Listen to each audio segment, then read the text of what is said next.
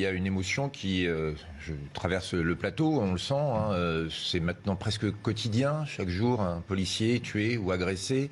Rambouillet, il y a 10 jours. Aujourd'hui, Avignon. Je crois que le nombre d'agressions contre les membres des forces de l'ordre, policiers et gendarmes, a augmenté de 40%. On verra ça dans quelques instants. Bon, 40% en 2 ans, c'est inadmissible, c'est inacceptable. Il y a une accélération du phénomène. Et au-delà du soutien, au-delà du message qu'on peut envoyer à tous ceux qui nous protègent en leur disant on est avec vous et on vous soutient, il faut maintenant agir. Agir, c'est bien évidemment donner plus de moyens à la police, c'est donner des consignes claires en matière de justice, avec des peines planchées. Agresser ou tuer un policier, eh bien, il faut une peine minimum de prison. Alors, ça ne choque personne qu'il y ait des peines maximum dans la loi. Il peut très bien y avoir une peine minimum pour encadrer la décision du juge. Et puis, plus loin, il faut soutenir nos policiers. Je pense qu'au plus haut niveau de l'État, il faut arrêter de sous-entendre que le délit de faciès est pratiqué par les policiers, que les policiers seraient racistes ou qu'il y aurait une violence policière. Il faut maintenant que le président de la République mesure ses paroles, que le ministre de l'Intérieur agisse. Il n'a pas que lui. Agisse et que malheureusement Éric vous avez raison. Coquerel, hier, encore une fois ce matin, c'est important de les entendre, ces policiers qui parlent très rarement, mais sur ce qu'ils vivent dans leur quotidien. C'est très dur. Vous savez, les policiers sont souvent les smicards de la République. Ils gagnent peu. Ils risquent leur vie le matin quand ils vont travailler et ils la risquent pour nous. Et je pense que ça mérite du respect, ça mérite du soutien. Et d'ailleurs, moi j'encourage tous ceux qui nous regardent, quand ils croisent des policiers, des gendarmes dans la rue, de leur dire merci, de leur dire bonjour, de ne pas passer devant eux sans les regarder comme si tout ça était banal. Non, ils font un métier exceptionnel et je pense que ce métier exceptionnel, il oblige aujourd'hui les politiques à prendre des décisions. Je pense qu'il y a trois piliers aujourd'hui pour leur venir en respect et faire respecter l'ordre dans notre pays. Premièrement, les laisser travailler, c'est-à-dire les laisser entrer dans tous les quartiers, ne jamais leur demander d'éviter des zones sensibles par peur d'émeutes. Non, ils doivent aller partout. Ils sont partout chez eux sur le territoire français pour arrêter les voyous. Deuxièmement, tous les voyous qu'ils arrêtent doivent être jugés très vite. Et troisièmement, les peines doivent être exécutées. Aujourd'hui, on voit bien que c'est l'inverse. On demande aux policiers de ne pas agir dans des endroits pour pas créer d'incidents. Ensuite, la justice met le temps qu'il faut, et beaucoup trop d'ailleurs, parfois des années avant de juger, et les peines sont réduites à minima, et parfois les voyous rentrent chez eux sans être passés par la case prison. Il faut changer tout ça.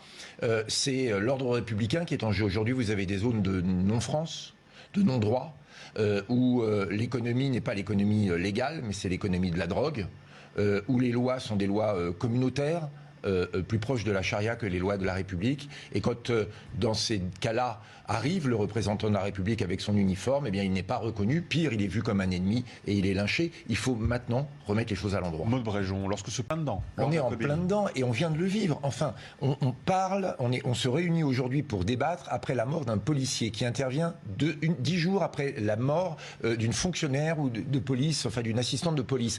Et vous êtes là en train de nous dire... On fait le boulot, on est conscient des choses, ça fonctionne. Mais nom d'un chien, regardez la réalité. Ça ne marche pas. Je ne dis pas que vous faites rien, mais vous le faites de travers.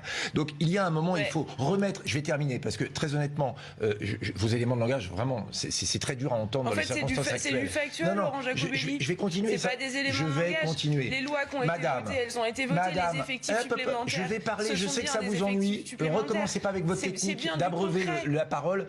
Les téléspectateurs n'entendent rien et ils ont besoin d'entendre autre chose que vous. Soyez pas désobligeants. Mais vous m'interrompez la parole. Vous me coupez la parole, c'est très déplaisant.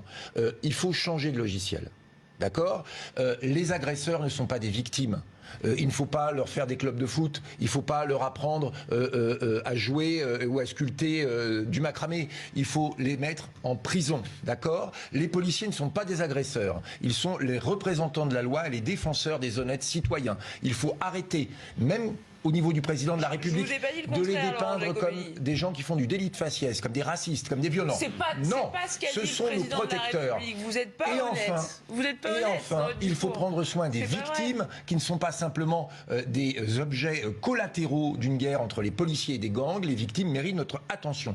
Tant que vous n'aurez pas remis les choses à l'endroit, tant que vous resterez prisonnier de cette logique qui est s'il y a des émeutes, c'est quand même que globalement les pauvres sont victimes. Victimes parce que la France ne les traite pas assez bien. Victimes parce que la France a colonisé la territoire de leurs ancêtres. Vous êtes complètement là-dedans. Et c'est une œuvre générale du président de la République de déconstruire la France, déconstruire son histoire. Il s'en vante d'ailleurs dans les médias étrangers et à séparer, diviser la nation française. Il est temps de l'unir à nouveau, d'être fier à nouveau d'être français, des lois françaises et de la police française qui fait respecter ces lois. Et c'est là, madame, sur tout le débat. Vous n'avez rien proposé. Moi, je peux pas croire qu'au fond de vous pensiez ce que vous dites, vous récitez ce qu'on vous a demandé de dire, et vous le faites très bien. Mais Laurent Jacobelli, vous savez très bien ce qu'est le rôle de porte-parole. Mais ne soyez pas désobligeants. Non, au contraire, je vous dis que justement, vous êtes beaucoup mieux que ça, et qu'au fond de vous, vous ne pouvez pas penser qu'au moment où on a besoin d'un ministre de la Justice pour faire respecter les peines qui, on le voit bien, ne sont pas respectées, et on voit bien qu'un certain nombre de voyous sont relâchés et recommettent des crimes tout de suite après. On a vu l'actualité récemment. Eh bien, on aurait besoin d'un ministre. Au moment où la France est attaquée par le terrorisme, on aurait besoin d'un ministre de la Justice qui fait le boulot. Au moment où on a besoin de réformes, on en parlait tout à l'heure sur les peines planchées, sur des peines alternatives pour les plus jeunes avec des centres de détention à la première peine, on aurait besoin d'un ministre de la Justice.